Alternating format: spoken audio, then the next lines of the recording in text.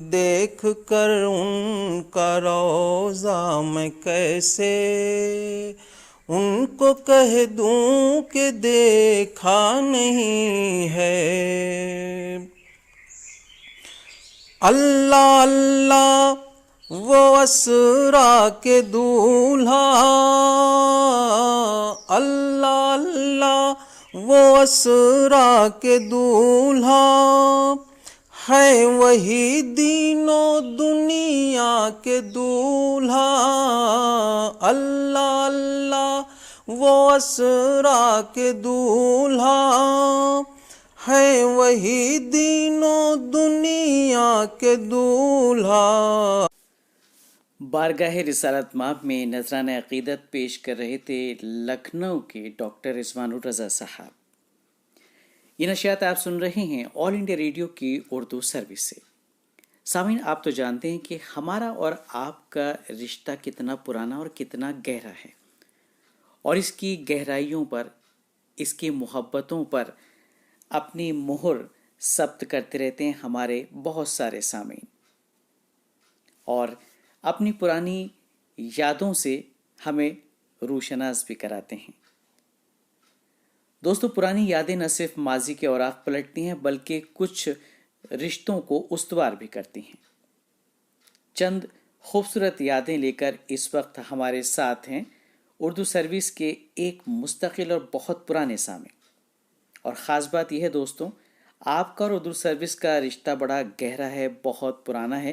تقریباً 47 سال سے یہ محبتیں ہیں آپ کی اور اردو سروس کی۔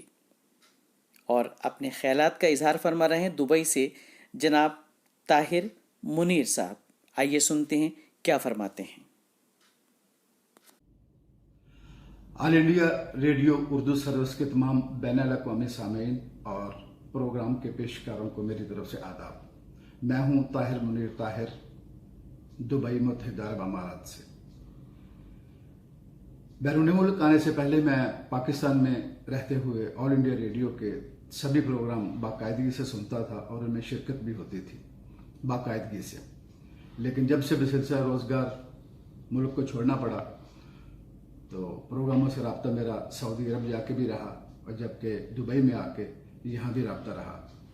یہاں دبئی اور سعودی عرب کے کچھ حصوں میں آل انڈیا ریڈیو اردو سروس کی نشریات شارٹ ویو پہ تو آتی تھی، لیکن میڈیم ویو پہ بھی ہم سن سکتے تھے، اور وہاں سے میں نے شرکت بھی کی، الخبر سعودی عرب سے اور یہاں دبئی UAE سے۔ آل انڈیا ریڈیو سے میرا رابطہ 1973 کا ہے، جس کو 47 سال گزر چکے ہیں، اور یہ ایک بہت بڑا عرصہ ہے۔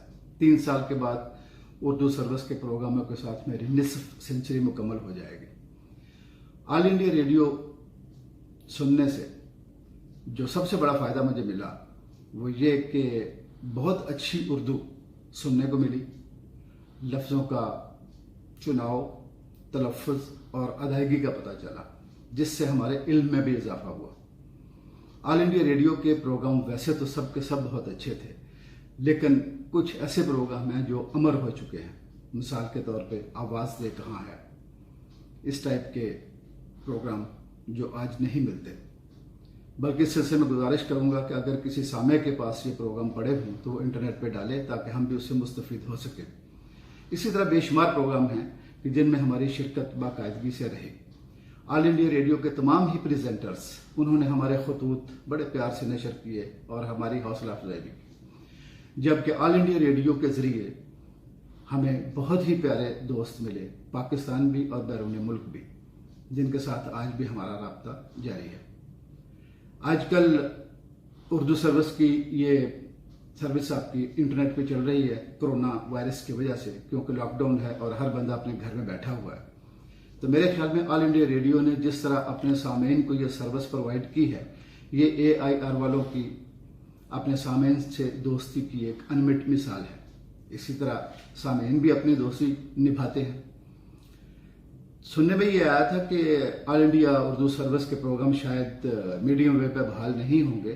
ایسا نہیں ہونا چاہیے۔ AIR کی انتظامیہ سے ہماری گزارش ہے کہ جیسے یہ لاک ڈاؤن کے دن ختم ہوتے ہیں، اردو سروس اپنی پرانی جگہ پہ بحال کی جائے تاکہ لوگ میڈیم ویو پہ بھی سن سکیں، کیونکہ ہر بندے کی ایکسیس انٹرنیٹ پر نہیں ہے۔ जबकि मीडियम वेव के जरिए ये प्रोग्राम दूर दूर तक सुने जाते हैं और लोगों से रब्ता रहता है। आजकल भी आपके प्रोग्राम माशाल्लाह बड़े अच्छे जा रहे हैं। पुराने प्रोग्रामों की तो बात ही क्या थी। पाकिस्तान से एस अब्दुल गफूर कैसर साहब की बाकायदगी प्रोग्रामों में देख के बड़ी खुशी होती है कि वो सतलुज लिसनर्स क्लब के जरिए बहुत से दोस्तों को एक प्लेटफॉर्म पे इकट्ठा किए हुए हैं। इनका प्रोग्रामों के साथ मुसलसल रब्ता यकीनन लायक तहसीन व आफरीन है। तो ये बात हमारे लिए बड़ी काबिल फ़ख्र है कि हमारा रब्ता बड़े मुखलस दोस्तों के साथ है और उसकी वजह सिर्फ उर्दू सर्विस है। अब इन्हीं अल्फाज के साथ मैं इजाज़त चाहता हूँ और तमाम उर्दू सर्विस के सामीन और स्टाफ को मेरी तरफ से खुदा हाफिज़। अभी अपने ख्यालात का इजहार फरमा रहे थे दुबई से जनाब ताहिर मुनीर साहब। दोस्तों, वाकई माजी की यादें ताज़ा कर दी ताहिर साहब ने और कई दहाइयों पुरानी उर्दू सर्विस की आपने याद दिला दी।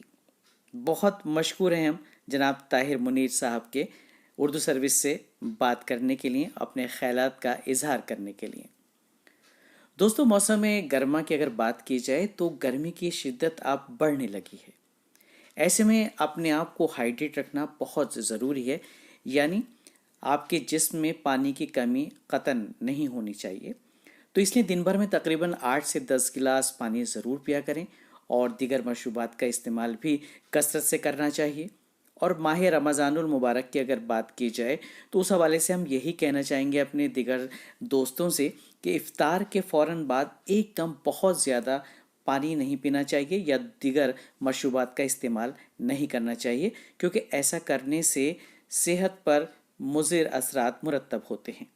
लिहाजा कुछ देर के बाद शिकम सेर होकर आप पानी पी सकते हैं या दीगर मशरूबात का इस्तेमाल कर सकते हैं। इससे आपकी सेहत में भी इजाफा होगा और आपको कोई परेशानी बिल्कुल नहीं होगी। यानी कुछ खाने के बाद ज़्यादा पानी जब पिया जाता है तो आप थोड़ा सा भारीपन का एहसास करते हैं, आपका मैदा बहुत भारी हो जाता है। तो रखिए अपनी सेहत का ख्याल और बस सुनते रहिए ऑल इंडिया रेडियो की उर्दू सर्विस की नशियात। कल फिर आपकी खिदमत में हाजिर होंगे उर्दू सर्विस की नशियात लेकर। फ़िलहाल तो आज की नशियात से फूला पंडिता और अपने दोस्त नईम को दीजिए इजाज़त। खुदा हाफिज़, शब बखैर, जय हिंद।